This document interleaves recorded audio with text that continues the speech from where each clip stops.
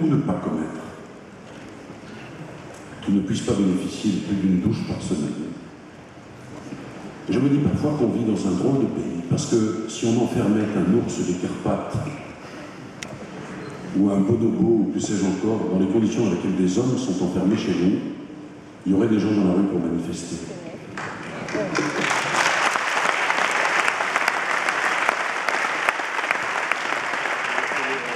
Si vous me posez la question, je suis effectivement de tout cœur avec Pierre Breton. Et puis, il y a aussi notre protection dont il est question.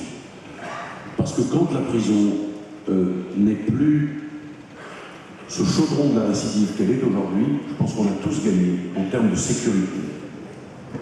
Et tenir les gens dans des conditions qui sont inhumaines, c'est les faire sortir de là, peut-être pire qu'ils y sont rentrés pour ceux qui sont coupables.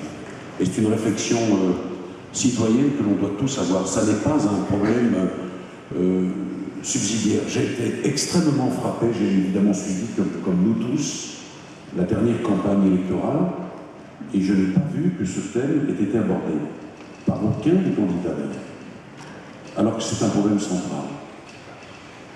La sécurité est un problème central, j'en disconviens pas, mais la façon dont on traite les condamnés, c'est de façon consubstantielle liée à notre sécurité. Parce que ce que l'on fait de ces hommes, naturellement, conditionne aussi ce qu'ils feront. Et je trouve qu'il y a dans ce combat-là un courage qui me touche infiniment. Merci.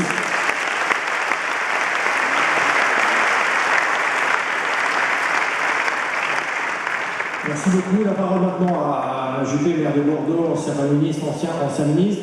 Vous allez évidemment, j'imagine, répondre à Pierre Breton. Et puis, j'ajouterai juste, ce matin, quand on s'est parlé au téléphone, quand on a parlé du thème, je lui ai dit fil rouge, ligne jaune. Il m'a dit, moi, ce qui m'intéresse surtout, c'est ligne jaune. Alors, c'est comme ça que je lui passe la parole. On va voir. Allez, Juppé. Bien, merci. Pour être fidèle à l'image que vous faites sans doute des hommes politiques, je répondrai à Pierre Breton, mais pas tout de suite.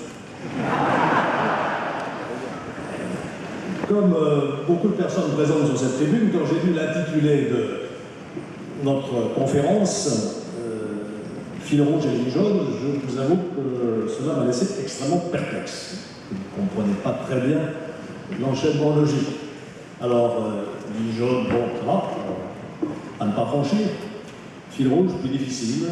Et je me suis donc concentré sur la couleur. Rouge, c'est la couleur de la rébellion et de la révolution.